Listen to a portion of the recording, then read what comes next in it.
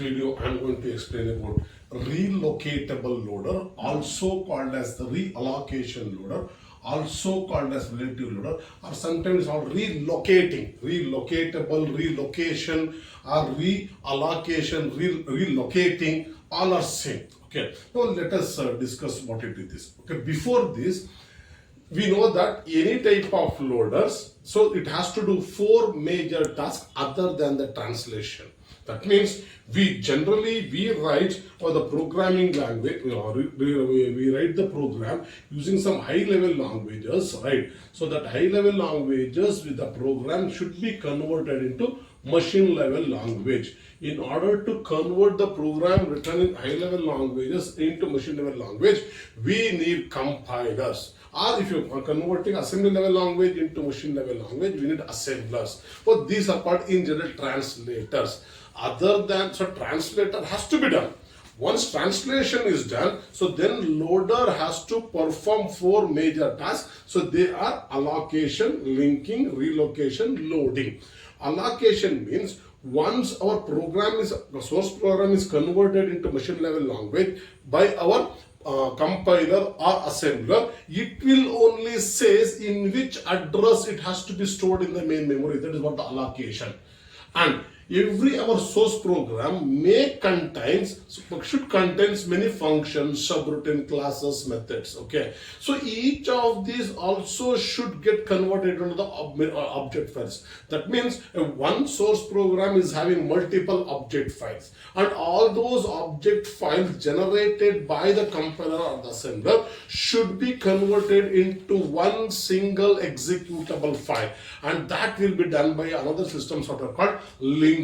So that process is called linking. So once it is linking, sometimes whatever the address the compiler or the assembler gives, so that address may be occupied by some other object files or some other exe files. For that, so sometimes our loader has to relocate to some other address. That is what the relocation. Okay, finally to that address specified by this here or here, so our loader software has to load our exe file from the secondary memory into the main memory. That is called as a loading, that process. Okay, in all the previous types of loader, whatever we discussed, in the first we discussed about what simple compile and go loader. In compile and go loader, so just allocation and loading. There is no concept of linking, relocation. There is no concept in compile and go loader. Then we discussed what in my previous video, simple loader or general loader. In general loader, again concept of allocation is there, linking is there, loading is there, but again relocation is not there. Again, then we discussed in my previous video, one of the previous video called absolute loader. Okay, so in that absolute loader, again, we don't have linking and reallocation. Again, we have only these two. Okay, now we'll discuss whether in this type of loader, whether we all 4 or what, and how this will work. Okay, that we are going to discuss. Now, before getting into this, now let us discuss once again the disadvantages of what? Absolute loader. That we'll discuss. Okay, so we know that what? Our source program. So, okay, assume our source program,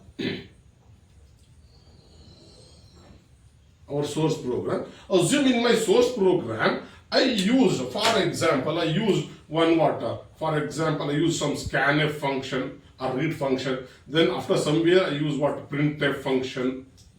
Okay, printf, for example. Okay, then I assume I use one mathematical function called sqrt.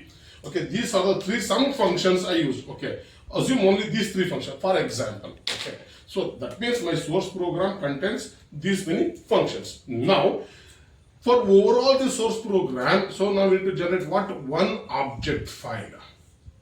Okay, this is object file 1. Okay, so this is for the overall program. Now, for the scanf, again we need one more object file. Okay, so this is my object file 2. Similarly for printf, again we need to generate one more object file, so that is object file 3. Similarly for the square root, again we need to generate one more object file. For example, consider object file 4.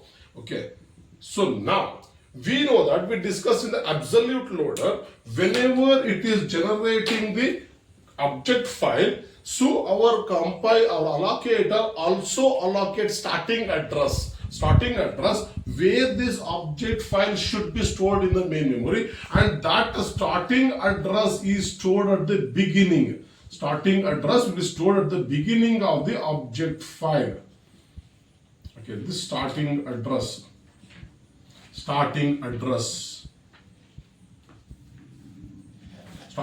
Okay, so once object file is generated, it contains first starting address where to be get loaded in the main memory and the object code. Okay, so this is what. Now for example, assume now this will say this overall program, the starting address, for example, say you start loaded from 1000. Okay, it will say you start loaded from what, 1350, for example. So it says to load this object file 3 from the starting address, say 1450. So it says object file 4 should be loaded at the address 1600, for example. So this is the starting address where this is loaded. See, the absolute loader, whenever the object file will be generated, this object file should be loaded in the specified addresses only. That means physically it has to load in the same addresses. There is no change in that. Okay. So that's what is physical. Okay. Are absolutely in the same addresses. Okay. Now, assume now in my main memory. So in main memory. Okay. Now for example, say let us for somewhere it is there. So this is for example starting address 1000. Now in the 1000, now assume we stored what, object file 1. Okay, so similarly next 1350, so it stores object file 2. Say in 1450, it stores object file 3. So then in 1600, it stores object file 4. Okay, so and then assume these are belongs to some other object files are empty, whatever you can assume, no problem. Okay, assume this is the status of our main memory. So this will be loaded into this here, this will be loaded here, this will be loaded here, this will be loaded here. That means in absolute loader compulsory here only. Now what is the problem? Now assume now I execute this one source program user. Now it will be loaded here only, it is running fine, no problem. Now, after some time, user wants to execute one more app. You want to open one more app, one more file you want to execute. At that time, what happened? At that time, my second source program also converted into multiple object files, and the same addresses will be given for that also. That means every time, so when a new program is executed, that also should be stored in the same memory addresses, same address. That means the new object file will be stored in the same location where the previous program is running. So it will be overwritten there. Okay, it will overwrite on that. Okay, that means the previous program gone. That means we are executing only the new program. So that means there is no multi-programming concept. No multi-programming concept in what? Absolute loader. This is the first disadvantage. Let us see second disadvantage. Okay, in the second disadvantage it says, so this is a starting address. Now assume after some time or after few days, assume the source program is modified or the source program is enhanced with the new functionalities. Assume the programmer added some more new functionality to the overall program. Okay, overall program. So this printers kind of remains same. Now assume when we added some more functionality to this main program, so now the starting address remains same. Assume initially it is trace running from 0 to, for example, say for example 950. So 950 bytes.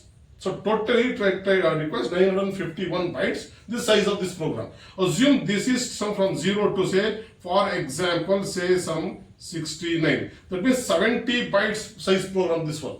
Assume this one is from 0 to say, for example, 35. That means 36 bytes, small program. Assume this one 0 to say for example 85. That means 86 bytes. Now this is the original size of the object files. After enhancing some features to the overall source program, assume this is the size of this. The size of this object file will run till say for example 950, so 500 bytes. So that means it will overwritten to 1450. Okay, earlier it is running from 1000 to what? 1950. 1009. Okay, no 1950. Okay, 1000. So 950 bytes. So 1950. Okay, 995. Sorry, okay, 95. So 1095. Assume 95 size. 95. Okay, 1095 is runs. So next, this is request what? 70 bytes. So 1350, also 14202 runs up to here. Next, it is only 36 bytes. 36 bytes means 1486. And this is 86 bits means 1001085. This is, that means this is running from here to here. This is running from 1350 to here. Now, assume after editing, instead of earlier this 95 bytes, now it increases some 500 bytes increases. So now it tracks from 0 to 95, assume it requires from 595 size. So that means, so okay, let us take not that becomes too much. Let us take 350, right? 350, let's say 400. So that means it will runs from 95 bytes. Earlier it is, don't get confused, earlier it is running from 0 to 95 bits. Now assume it runs up to 400 bytes. Now instead of 95 it is running from up to 0 to 400 bytes. That means now it is running from, instead of 1095, now it has to run up to 1400 up to here 1400. Now this program object file 1 only it is running. Okay, object file 1 itself is running up to what? 1400. Now that means some part of this what? Some part of this object file 2 is overwritten now. That means I not get the full-fledged functionalities of object file 2 because some part of the object file 2 location is overwritten. So I make it. So this is the another major disadvantage of what? This absolute loader. These two disadvantages we can easily get overcome by the what? Relocatable loader, also called as reallocation loader, also called as relative loader. Okay. So now let us take what I told, how it will be overcome. See, now I told earlier it is up to 95. Now from it is 95 to up to 400 increases. Now initially what we are having, initially up to some, say what is that? 1350 from here we are having object file 2. Okay, now it will says, assume, now again I will go back to the previous version only now. So up to here object file is running up to 1350 and here I am running object file 2. So now after 95 it increases to 400, right? It says from 1000 to 1400, but 1350 to 1450 bytes is already occupied by object file 2. So what it will do, it will check for wherever it is remaining space is there. Now, because since already this 1350, but up to 140, from 1350 to 1400 already it is occupied by object file 2. But again it is saying you should load from here. If that memory is already occupied, now this will what will do, it will says you relocate to some other file, some other memory location. So here the concept of relocation comes. So that means it will relocate the object file into some other place where the memory is free. So that is the concept of relocatable loader. Okay. Hope you have understood how the advanced, and then since again here we have multi-programming, it supports multi-programming. How? Suppose assume now after executing this, now we want to execute one more program. So for that one more program it will give the same address. Now it will check this address, already some file is running, so it will check wherever the free memory is there, it will relocate to some others. So it supports multi-programming, there is no overwritten, Okay, so even though if you enhance the functionalities in our program, so it will relocate to some other addresses where the memory is free. So this is how relocatable loader works. You understood the concept of relocatable. See, I think in the previous semesters you have studied in one subject called computer organization. So there you have studied the concept of addressing modes. Okay, their absolute addressing mode, that is direct addressing mode. So that is addressing mode used by that assembler. So assembler itself generates the starting addresses. Okay, so here it is called relative addressing mode. One concept is there. That concept, hence it is also called as relative loader.